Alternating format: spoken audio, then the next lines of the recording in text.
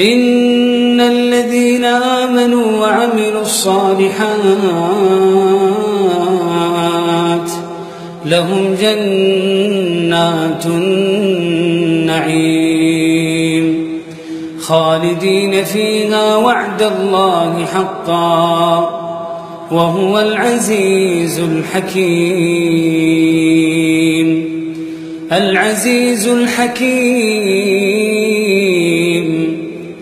خلق السماوات بغير عمد ترونها وألقى في الأرض رواسي أن تميد بكم وبث فيها من كل دابة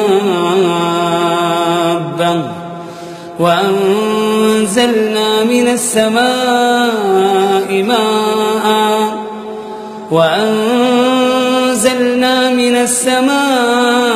ماء فأنبتنا فيها من كل زوج كريم. هذا خلق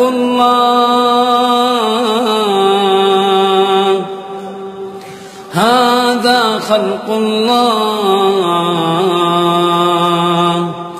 فأروني ماذا خلق الذين من دونه بل الظالمون في ضلال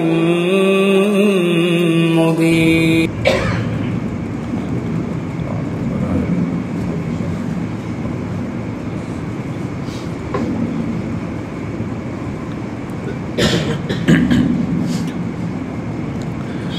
إن الحمد لله نحمده ونستعينه ونستغفره ونعوذ بالله من شرور أنفسنا ومن سيئات أعمالنا.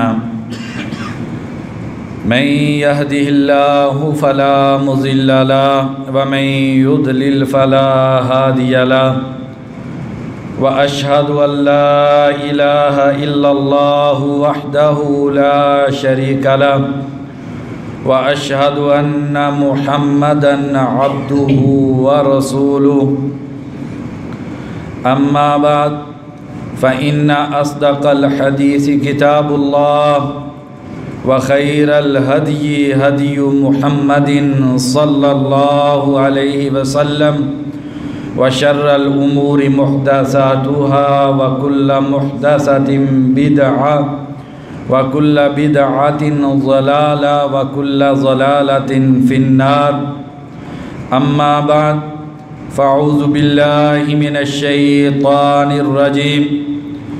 يا أيها الذين آمنوا اتقوا الله حق تقاته ولا تموتن إلا وأنتم مسلمون.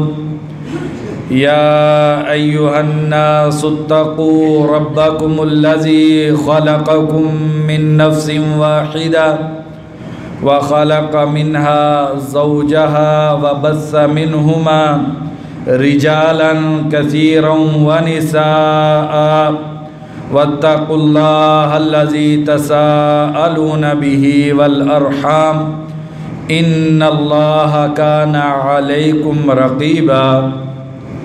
يا أيها الذين آمنوا اتقوا الله وقولوا قولا سديدا يصلح لكم أعمالكم ويغفر لكم ذنوبكم ومن يطع الله ورسوله فقد فاز فوزا عظيما.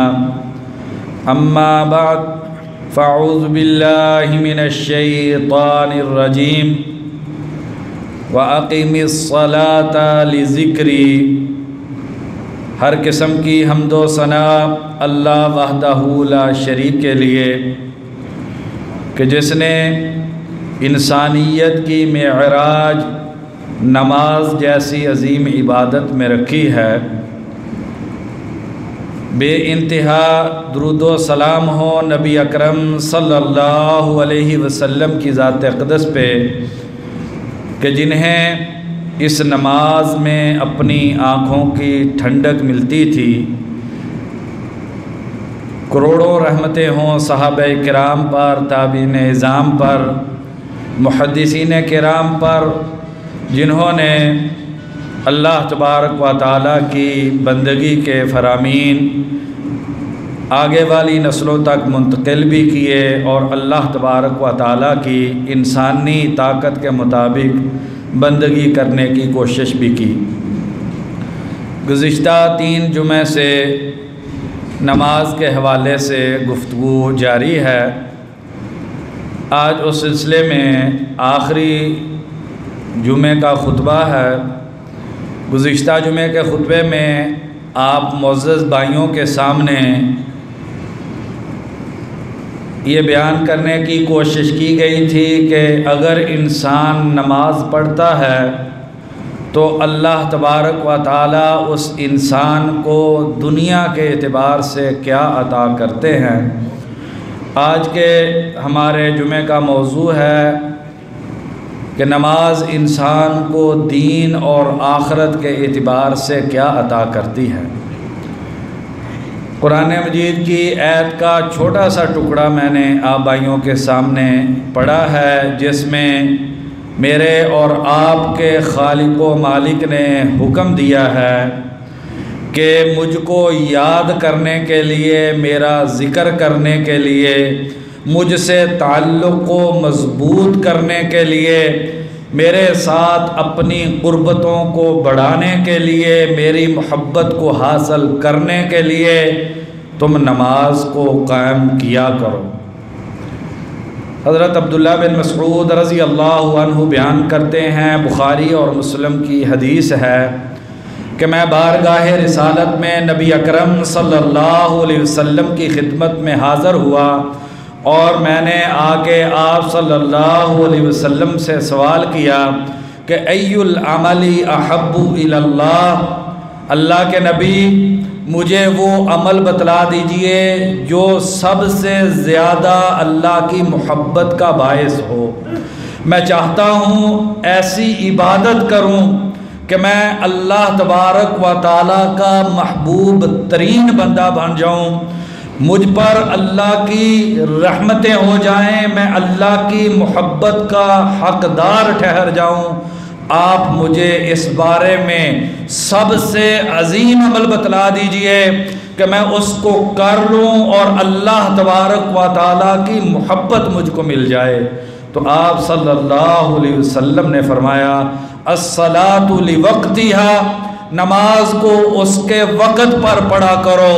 جب تم نماز کو اس کے وقت پر پڑھو گے، یہ ایسا عمل ہے جو اللہ تبارک و تعالیٰ کو سب سے زیادہ محبوب ہے اور انسان کو اس کے ذریعے اللہ کی محبت حاصل ہو جائے گی۔ بھائیو، ہم اس دنیا میں بہت سارے لوگ ایسے ہوتے ہیں، ہم یہ چاہتے ہیں کہ ہمیں ان کی محبت مل جائے، لوگ ہمارے بارے میں یہ کہیں کہ یہ فلاں ایم این اے، یہ فلاں بادشاہ کے ساتھ تعلق رکھنے والا انسان ہے، تو دنیا کے اعتبار سے ہم اس کو بہت بڑی چیز سمجھتے ہیں۔ لیکن اس کائنات میں اگر سب سے بڑا اعزاز کوئی ہے تو وہ اعزاز یہ ہے کہ انسان کو اللہ تبارک و تعالیٰ کی محبت حاصل ہو جائے۔ شیخ البانی رحمہ اللہ نے سلسلہ حدیث صحیحہ میں یہ حدیث نقل کی ہے۔ حضرت انس بن مالک رضی اللہ عنہ اس حدیث کے راوی ہیں، کہتے ہیں قیامت کا دن ہوگا، نبی اکرم صلی اللہ علیہ وسلم نے فرمایا اللہ تبارک و تعالیٰ ساری انسانیت کے سامنے، فرشتوں کی بھی صفیں لگی ہوئی ہوں گی، سارے انسان بھی محشر کے میدان میں موجود ہوں گے، اللہ تبارک و تعالیٰ اعلان کریں گے این جیرانی این جیرانی، میرے پڑوسی کہاں ہیں، میرے پڑوسی کہاں ہیں؟ فرشتے کہیں گے من ینبغی لہو ان یجاورک، اے خالق کائنات، کیا کسی انسان کو اتنا بڑا مقام مل سکتا ہے کہ اس کے بارے میں یہ کہا جائے کہ یہ اللہ کا پڑوسی ہے؟ کیا کسی کے لیے یہ ممکن ہے کہ یہ اعزاز حاصل کرے کہ یہ اللہ کا پڑوسی ہے؟ اللہ تبارک و تعالیٰ فرمائیں گے این عمار المساجد، مسجدوں کو آباد کرنے والے کہاں ہیں؟ جو دن رات مسجدوں میں سجدہ گیر ہوا کرتے تھے، جن کے شب و روز مسجد میں کٹتے تھے، جن کی پیشانی میرے دربار میں ہمیشہ جھکی رہتی تھی، جب بھی مسجد کھلتی تھی وہ مسجد میں ملتے تھے۔ این عمار المساجد، مسجدوں کو ہر وقت آباد کرنے والے کہاں ہیں؟ وہ میرے پڑوسی ہیں۔ اور یہ اتنا بڑا اعزاز ہے، اگر انسان اس اعزاز کی حقیقت کو سمجھ جائے تو اس کائنات کی ہر نعمت اس اعزاز کے مقابلے میں حقیر ہے، اس کی کوئی قدر و قیمت نہیں ہے کہ اللہ تبارک و تعالی ساری انسانیت کے سامنے فرشتوں کی موجودگی میں محشر میں انسان کو کھڑا کر کے کہیں یہ میرا پڑوسی ہے، یہ میرے پڑوس کا حقدار ہے، یہ میری مسجدوں کو آباد کیا کرتا تھا۔ اور کل قیامت کے دن جب اللہ کے عرش کے سائے کے علاوہ کوئی سایہ نہیں ہوگا، مسلم شریف کی حدیث ہے کہ سورج 1 میل کے فاصلے پر ہوگا، انسان پسینے میں ڈوبا ہوا ہوگا، کسی کے ٹخنوں تک پسینہ ہوگا، کسی کے گھٹنوں تک پسینہ ہوگا، کوئی کمر تک پسینے میں ڈوبا ہوا ہوگا، کوئی گردن تک ڈوبا ہوا ہوگا، اور کوئی انسان پورے کا پورا پسینے میں ڈوبا ہوا ہوگا۔ اور یہ اتنا بڑا عذاب ہوگا کہ حدیث میں آتا ہے کافر کہے گا یا اللہ مجھے اس پسینے کے عذاب سے نجات دے دے، چاہے اس کے بدلے میں مجھے جہنم میں ڈال دے، میرے لیے جہنم میں جانا گوارا ہے، لیکن یا اللہ مجھ کو اس پسینے کے عذاب سے نجات دے دے، جسم پہ کپڑا نہیں ہوگا، یہ جو زمین ہے یہ زمین ہم اس کو دیکھتے ہیں، اس کے اندر پہاڑ ہیں، وَيَسْأَلُونَكَ عَنِ الْجِبَالِ قُلْ يَنْسِفُهَا رَبِّي نَسْفًا، یہ پہاڑوں کے بارے میں پوچھتے ہیں، فرما دیجئے قیامت میں یہ پہاڑ ریزہ ریزہ ہو جائیں گے، آسمان پھٹے گا، تن پہ لباس نہیں ہوگا، سورج میل کے فاصلے پر ہوگا۔ انسانیت کے لیے یہ عذاب اتنا بڑا عذاب ہوگا کہ کافر کہے گا یا اللہ مجھ کو جہنم میں ڈال دے، اس پسینے کے عذاب سے مجھ کو نجات دے دے۔ اور وہاں پر کوئی سائبان نہیں ہوگا، صرف ایک اللہ کے عرش کا سایہ ہوگا۔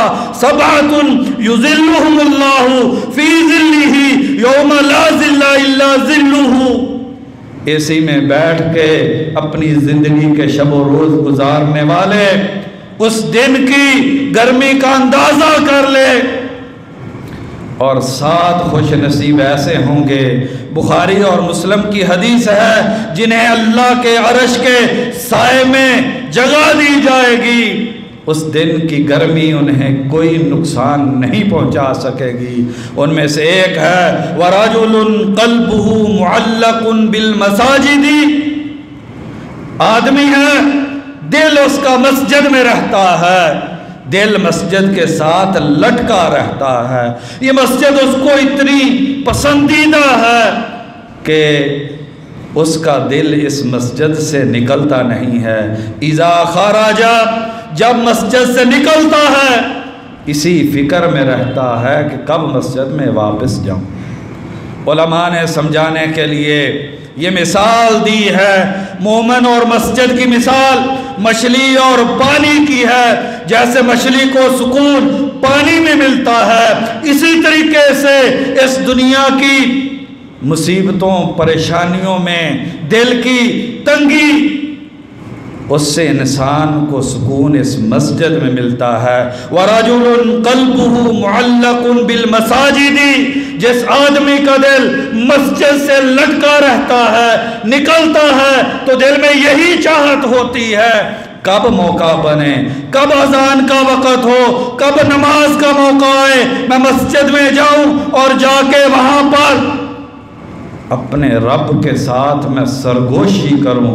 کتنا عظیم انسان ہے، کھڑا دنیا میں زمین پر مسجد کی صف پہ ہے لیکن سرگوشی اللہ سے کر رہا ہے۔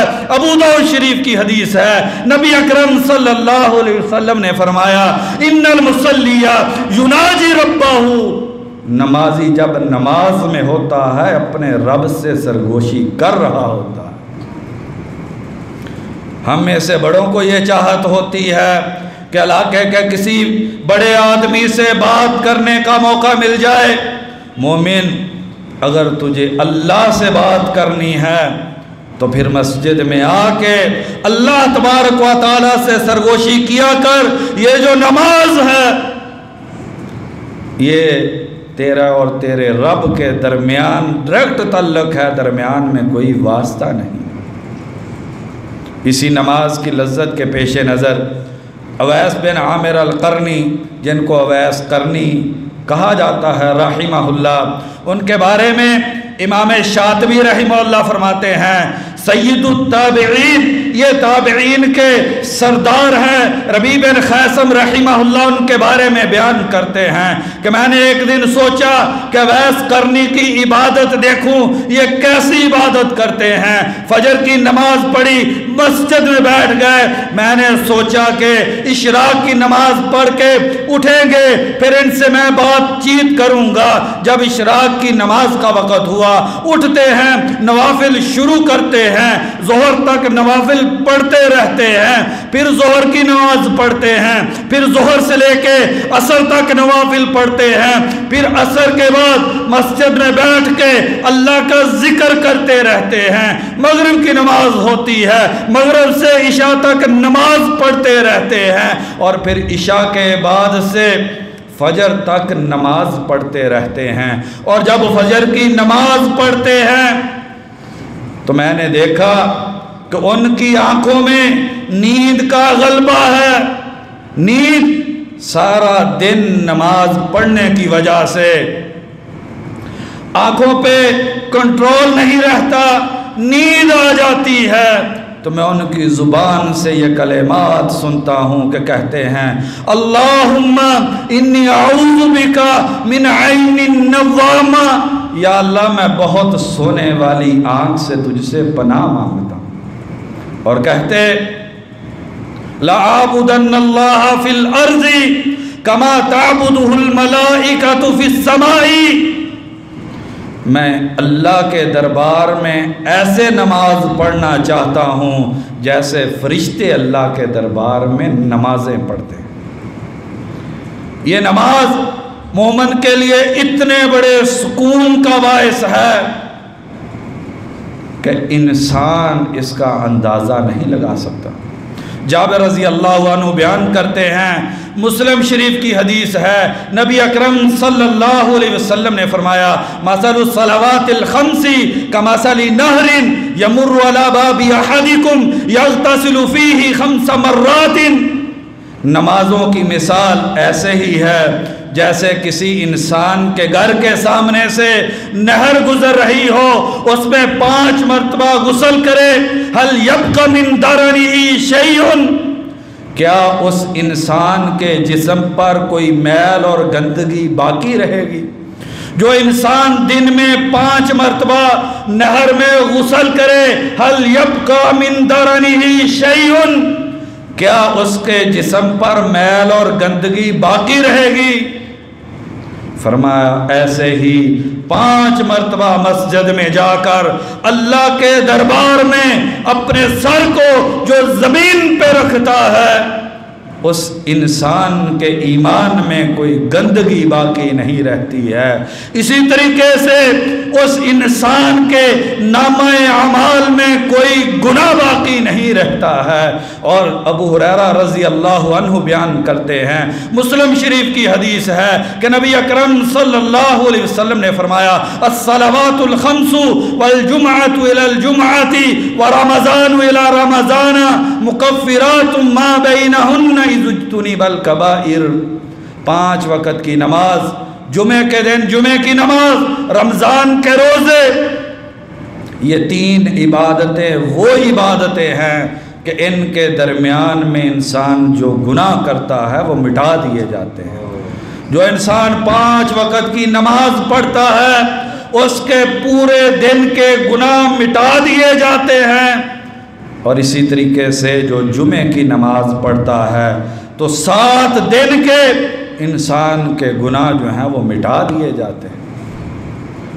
اور آج انسانیت اندھیروں میں، تاریکیوں میں، ظلمتوں میں، بے کسی میں، پریشانیوں میں زندگی گزار رہی ہے۔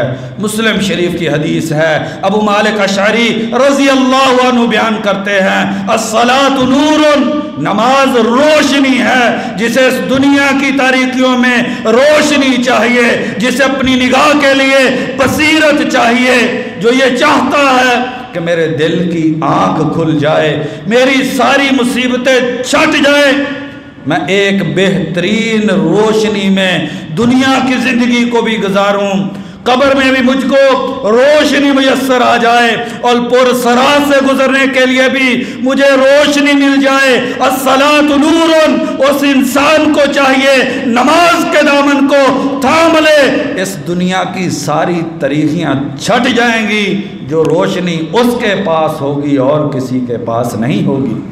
بریدہ رضی اللہ عنہ بیان کرتے ہیں، ابو داؤد کی حدیث ہے، نبی اکرم صلی اللہ علیہ وسلم نے فرمایا، بشر المشائین فی الظلم الی المساجد بالنور التام یوم القیامت، جو رات کی تاریکیوں میں چل کے مسجد میں آتے ہیں، فجر کی نماز کے لیے مسجد میں آتے ہیں، عشاء کی نماز کے لیے مسجد میں آتے ہیں، مغرب کی نماز مسجد میں پڑھتے ہیں، جو تاریکیوں میں چل کے، آج تو لائٹیں ہیں، پہلے گلیوں میں اندھیرے ہوا کرتے تھے، جو تاریکیوں میں چل کے اپنے پاؤں پر مسجد آتے ہیں، ان کو خوشخبری دے دیجئے بالنور التام یوم القیامت، کہ قیامت کے دن انہیں پوری روشنی مہیا کی جائے گی۔ میمون بن مہران رحمہ اللہ ایک دن مسجد میں آتے ہیں کہ جماعت ہو چکی ہے، پریشان ہوتے ہیں، کہتے ہیں انا للہ و انا الیہ راجعون، یا اللہ یہ کیا ظلم ہو گیا ہے۔ یہ دعا کب پڑھی جاتی ہے؟ جب انسان پر کوئی مصیبت آئے، اور خاص طور پر جب انسان کا کوئی عزیز فوت ہو جائے تو انسان اس دعا کو پڑھتا ہے، انا للہ و انا الیہ راجعون۔ میمون بن مہران رحمہ اللہ کی جماعت رہ جاتی ہے، اس دعا کو پڑھتے ہیں، انا للہ و انا الیہ راجعون، اور پھر کہتے ہیں لفضل هذه الصلاة احب الی من ولایت العراق، مجھے عراق کی بادشاہت مل جائے اس سے بہتر یہ ہے کہ مجھے نماز جماعت کے ساتھ پڑھنے کی توفیق مل جائے۔ مجھے عراق کتنا بڑا ملک ہے کہ مجھے اس ملک کی اگر حکمرانی مل جائے، اس سے بہتر یہ ہے کہ مجھے اللہ کے دربار میں سجدہ کرنے کی توفیق مل جائے۔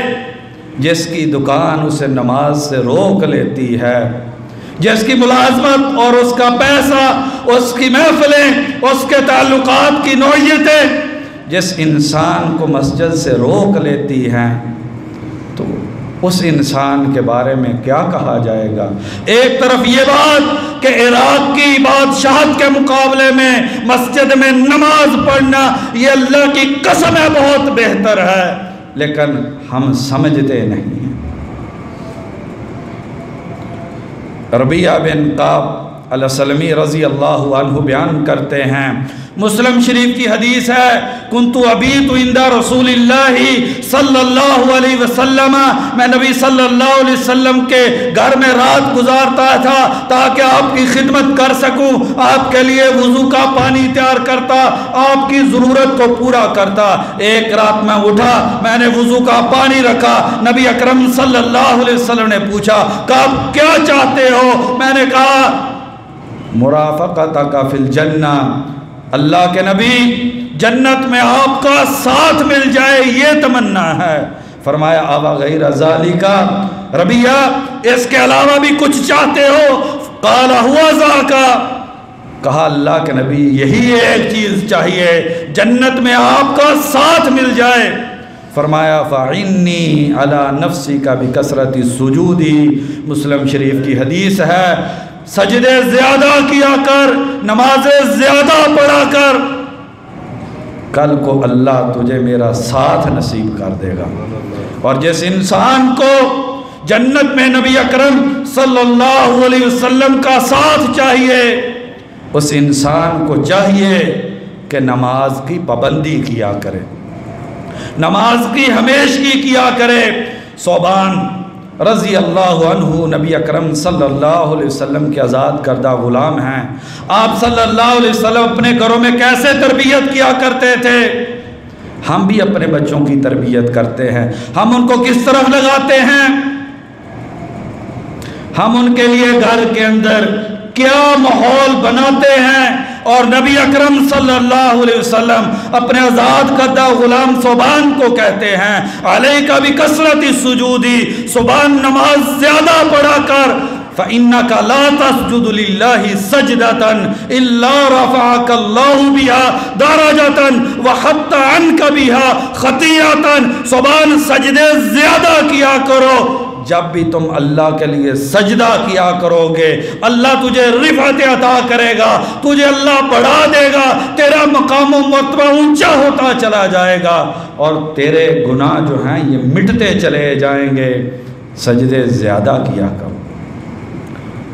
ابو ہریرہ رضی اللہ عنہ بیان کرتے ہیں، بخاری اور مسلم کی حدیث ہے، نبی اکرم صلی اللہ علیہ وسلم نے ارشاد فرمایا من غدا الی المسجد او راحا، جو صبح یا شام کو مسجد میں نماز کے لیے جاتا ہے، اعد اللہ لہ فی الجنت نزلا کلما غدا او راحا، اللہ کی قسم ہے اگر نماز کے مقام و مرتبے کے لیے صرف یہی ایک حدیث ہوتی تو مومن کو نمازی بنانے کے لیے یہی حدیث کافی تھی۔ فرمایا بخاری اور مسلم کی حدیث ہے کہ جب انسان صبح و شام کو مسجد میں نماز پڑھنے کے لیے جاتا ہے اعد اللہ لہ فی الجنت نزلا، اللہ تبارک و تعالی خود اس انسان کے لیے جنت میں مہمان نوازی تیار کرتے ہیں۔ کلما غدا او راحا، جب بھی وہ مسجد میں جاتا ہے اللہ تبارک و تعالی اس انسان کے لیے مہمان نوازی تیار کرتے ہیں۔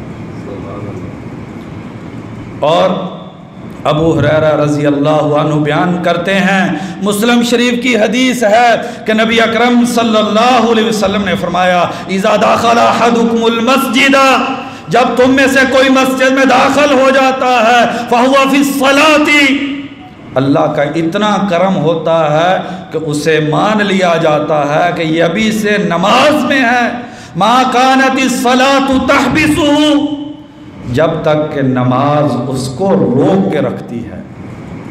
ذرا غور کرنا چاہیے ان مسلمانوں کو جو نماز کی اقامت ہوتی ہے تب مسجد میں آتے ہیں اور جیسے ہی سلام پھیرا جاتا ہے مسجد سے نکل جاتے ہیں۔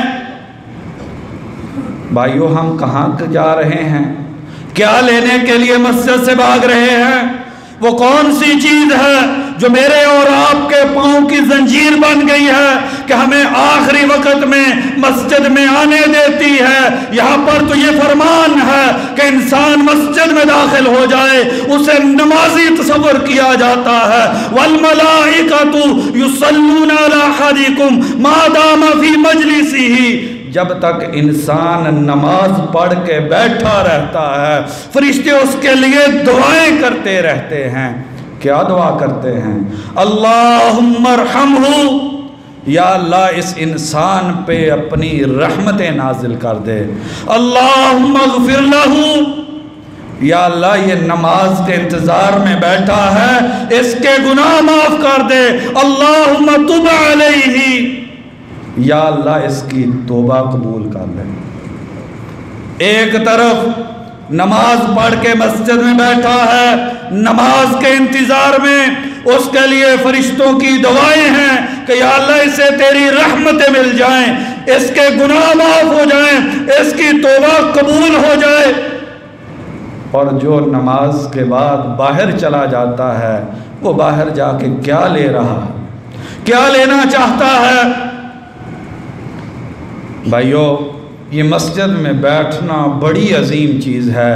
ابو ہریرہ رضی اللہ عنہ بیان کرتے ہیں، مسلم شریف کی حدیث ہے کہ نبی اکرم صلی اللہ علیہ وسلم نے ایک دن اپنے صحابہ کو مخاطب کر کے فرمایا، الا ادلکم علی ما یمحو اللہ بہ الخطایا ویرفع بہ الدرجات، اے میرے صحابہ کیا میں تم کو نہ بتلا دوں کہ وہ کون سی چیز ہے جس سے گناہ مٹ جاتے ہیں، جس سے درجات کی بلندی ملتی ہے، جنتوں میں رفعتیں ملتی ہیں، مقام و مرتبہ اونچا ملتا ہے؟ قالوا بلا یا رسول اللہ صلی اللہ علیہ وسلم، اللہ کے نبی ضرور بتلائیے، یہی تو جاننے والی چیز ہے، اسی کو تو سمجھنا چاہیے، اسی کا تو علم ہونا چاہیے کہ کس چیز سے گناہ مٹتے ہیں اور کس سے رفعتیں، عزتیں اور مقام و مرتبہ ملتا ہے۔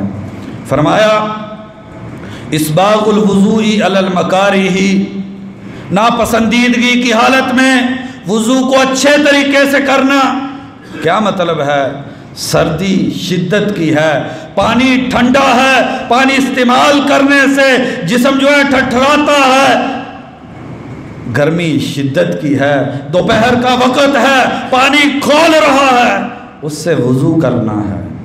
اس وضو میں تنگی ضرور ہے، لیکن نبی اکرم صلی اللہ علیہ وسلم نے فرمایا کہ جو انسان اس حالت میں پوری تسلی سے سنت کے مطابق وضو کرتا ہے اس کے گناہ مٹتے ہیں، اسے عزتیں ملتی ہیں، اس کے درجات بلند ہوتے ہیں۔ وَكَثْرَةُ الْخُطَىٰ إِلَى الْمَسَاجِدِ، اور بہت زیادہ مسجد کی طرف چل کے جانا۔ وَكَثْرَةُ الْخُطَىٰ إِلَى الْمَسَاجِدِ، بہت زیادہ مسجد میں جایا جائے۔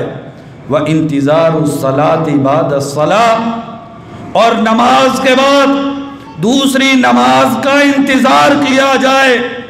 ظہر کی نماز پڑھی ہے، اللہ کے لیے مسجد میں بیٹھ گیا ہے کہ عصر کی نماز پڑھ کے آج مسجد سے جاؤں گا۔ بھائیو، یہ کوئی معمولی عبادت نہیں ہے۔ فرشتوں کی دعاؤں کے ساتھ ساتھ نبی اکرم صلی اللہ علیہ وسلم نے فرمایا فَذَلِكُمُ الرِّبَاطُ فَذَلِكُمُ الرِّبَاطُ، مسلم شریف کی حدیث ہے کہ اس انسان کو وہی اجر ملتا ہے جو مجاہد کو سرحد پہ پہرے داری کا اجر ملتا ہے۔ فَذَلِكُمُ الرِّبَاطُ، یہ اللہ کے رستے میں سرحدوں پہ پہرے بندی کرنا ہے، یہ کوئی معمولی عبادت نہیں ہے۔ ابو امامہ رضی اللہ عنہ بیان کرتے ہیں، مسلم شریف ابو داؤد شریف کی حدیث ہے کہ نبی اکرم صلی اللہ علیہ وسلم نے فرمایا، کتنی عظیم حدیث ہے بھائیو، اپنے دلوں کو کھول کر اس میں اس حدیث کو آج لکھ کر لے کر جائیے۔ فرماتے ہیں کہ نبی اکرم صلی اللہ علیہ وسلم نے ارشاد فرمایا، من خرج من بیتہ متطہرا الی صلاۃ مکتوبۃ، جو انسان گھر سے وضو کر کے نکلتا ہے، بھائیو نماز کے لیے جب بھی آئیں یہ اپنی زندگی کا معمول بنا لیں کہ وضو گھر سے کر کے چلنا ہے۔ من خرج من بیتہ متطہرا الی صلاۃ مکتوبۃ، جو گھر سے باوضو مسجد کے لیے نکلا فرض نماز کی ادائیگی کے لیے، فاجرہ کاجر الحاج المحرم، اسے احرام باندھنے والے حاجی کے برابر اجر ملتا ہے۔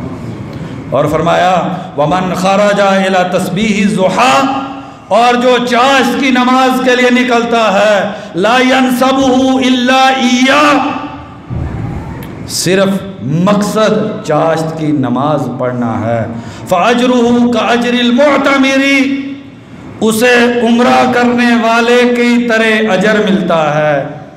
وَصَلَاةٌ عَلَىٰ إِثْرِ صَلَاةٍ، اور نماز کے بعد نماز پڑھنا، وَصَلَاةٌ علی اثری صلاۃ، نماز کے بعد نماز پڑھنا، کتاب فی علیین، اس انسان کا نام جنتیوں کے ناموں میں۔ البانی رحمہ اللہ فرماتے ہیں کہ یہ حدیث بالکل صحیح حدیث ہے۔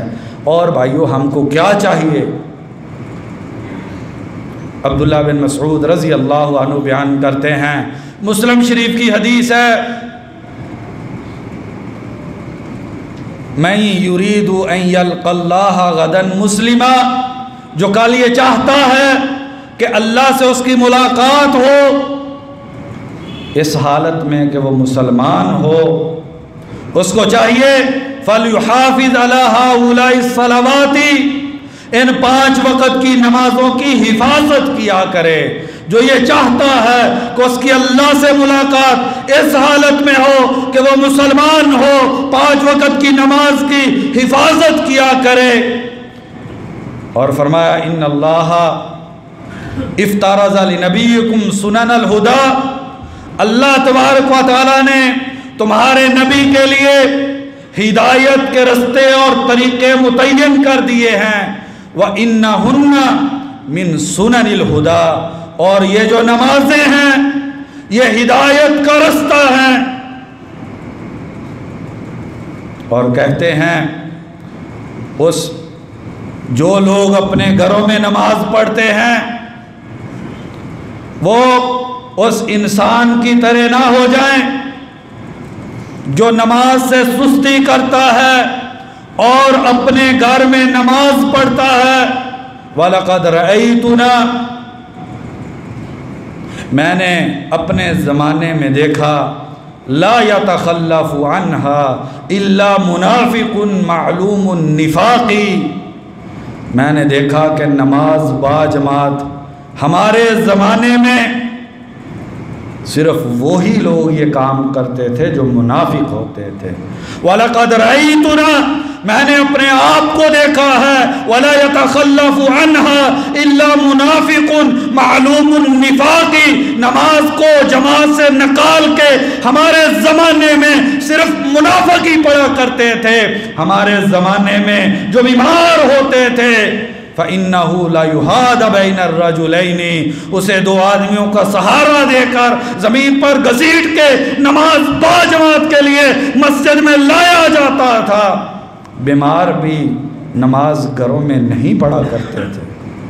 مسلمان تجھ کو کیا ہو گیا ہے؟ اللہ نے تجھ کو ہر طرح کی نعمت سے نوازا ہے، جسم میں طاقت بھی ہے اور صحت بھی ہے، پھر تو کیسے یہ گوارا کر لیتا ہے کہ مسلمان ہو کر گھر میں نماز پڑھ لے یا نماز کو چھوڑ دے؟ یہ کیسے ممکن ہے؟ امام احمد رحمہ اللہ کے شاگرد خلال رحمہ اللہ، انہوں نے السنہ کے نام سے کتاب لکھی ہے، اس میں جابر رضی اللہ عنہ سے روایت نقل کرتے ہیں، حسن درجے کی روایت ہے۔ کسی نے پوچھا ما فرق بین الکفر و بین الایمان عندکم من الاعمال علی عہد رسول اللہ صلی اللہ علیہ وسلم، جابر رضی اللہ عنہ تمہارے زمانے میں کفر اور ایمان کے درمیان کس عمل کے ذریعے فرق کیا جاتا تھا، کیسے پہچانا جاتا تھا کہ یہ کافر ہے یہ مسلمان ہے؟ وہ کون سا عمل تھا جس کے ذریعے تمہارے زمانے میں کافر اور مومن کی پہچان ہوتی تھی؟ فرمایا الصلاۃ، نماز سی، اس کے ذریعے یہ پہچان ہوتی تھی کہ یہ مومن ہے اور یہ کافر ہے۔ مسند احمد کی حدیث ہے، نبی اکرم صلی اللہ علیہ وسلم نے ارشاد فرمایا کہ جو انسان 5 وقت کی نماز پڑھتا ہے فَأَحْسَنَ وُضُوءَهُنَّ، وضو اچھے طریقے سے کرتا ہے، وَصَلَاتَهُنَّ لِوَقْتِهِنَّ، نماز کو وقت پہ پڑھتا ہے، فَأَتَمَّ رُكُوعَهُنَّ وَسُجُودَهُنَّ وَخُشُوعَهُنَّ، نماز کے رکوع بھی پورے کرتا ہے، سجدے بھی ٹھہر کے کرتا ہے، اللہ کے ڈر اور خوف سے نماز پڑھتا ہے۔ نبی اکرم صلی اللہ علیہ وسلم نے فرمایا ایسے انسان کے لیے اللہ کا یہ عہد ہے ان یغفر لہ کہ اللہ اس انسان کو معاف کر دیں گے جو موحد ہے، توحید پرست ہے، 5 وقت کا نمازی ہے، اس کے لیے اللہ کا یہ وعدہ ہے ان یغفر لہ اللہ اس کو معاف کریں گے۔ جو پیشانی اللہ کے دربار میں جھکتی ہے اسے جہنم کی آگ جلا نہیں سکتی۔ اور نبی اکرم صلی اللہ علیہ وسلم نے فرمایا وَمَن لَّمْ يَفْعَلْ ذَلِكَ جو یہ نہیں کرتا، جو نماز نہیں پڑھتا اور جو نماز کے معاملات کو اچھے طریقے سے ادا نہیں کرتا، ایسے انسان کے لیے اللہ کی طرف سے معافی کا کوئی وعدہ نہیں ہے۔ ہم میں سے کون ہے جو اللہ کی معافی نہیں چاہتا؟ ہر مسلمان یہ چاہتا ہے کہ مجھ کو معاف کر دیا جائے۔ تو اس کا طریقہ یہ ہے کہ انسان نماز کی پابندی کرے، نماز کا خیال کرے۔ ابو ہریرہ رضی اللہ عنہ بیان کرتے ہیں، مسلم شریف کی حدیث ہے، نبی اکرم صلی اللہ علیہ وسلم نے فرمایا من خرج من بیتہ متطہرا جو گھر سے باوضو ہو کے نکلا، ومشى الى بیت من بیوت اللہ کے گھروں میں سے کسی گھر میں نماز پڑھنے کے لیے جاتا ہے، لیقضی فریضۃ من فرائض اللہ کے فرض کردہ چیزوں میں سے ایک فرض کی ادائیگی کے لیے جا رہا ہے۔ یہ نماز یہ مجھ پر اور آپ پر فرض ہے، فرض کی ادائیگی کے لیے جا رہا ہے۔ تو کیا ہوتا ہے؟ فرمایا اس کے 2 پاؤں ہیں، ایک پاؤں اٹھتا ہے تو گناہ گرتے ہیں، دوسرا پاؤں اٹھتا ہے تو اس کے درجات بلند ہوتے ہیں۔ ہر پاؤں جو باوضو ہو کر گھر سے نکلتا ہے، مسجد کا ارادہ ہے، ہر اٹھنے والے پاؤں سے گناہ مٹتے ہیں، درجات بلند ہوتے ہیں۔ بھائیو اور ہم کو کیا چاہیے؟ یہ نماز جو ہے یہ مومن کی معراج ہے، یہ انسان کی انسانیت کی انتہا ہے۔ نبی اکرم صلی اللہ علیہ وسلم کی آنکھوں کی یہ نماز ٹھنڈک ہے، اور یہ نماز یہ دین کا ستون ہے جس پہ اس اسلام کی عمارت کھڑی ہے، اور جس انسان نے اس ستون کو گرا دیا اس انسان کا اسلام گر جاتا ہے۔ پہلے بھی عمر فاروق رضی اللہ عنہ کا فرمان موطا کے حوالے سے بیان کیا تھا، وہ فرماتے تھے فَإِنَّهُ لَا حَظَّ فِي الْإِسْلَامِ لِمَنْ تَرَكَ الصَّلَاةَ جو انسان نمازی نہیں ہے اس کا اسلام سے کوئی تعلق نہیں ہے۔ اور یہ جو نماز ہے یہ انسان کے اسلام کا ستون ہے، جس کی وجہ سے انسان کا اسلام برقرار رہتا ہے، اور اگر انسان اس ستون کو گرا دے پھر خطرہ یہ ہے کہ انسان کے اسلام کی عمارت گر جائے۔ اللہ تبارک و تعالیٰ سے دعا ہے اللہ تبارک و تعالیٰ ہمیں حقیقی معنی میں نمازی بننے کی توفیق عطا کر دے۔ وما توفیقی الا باللہ۔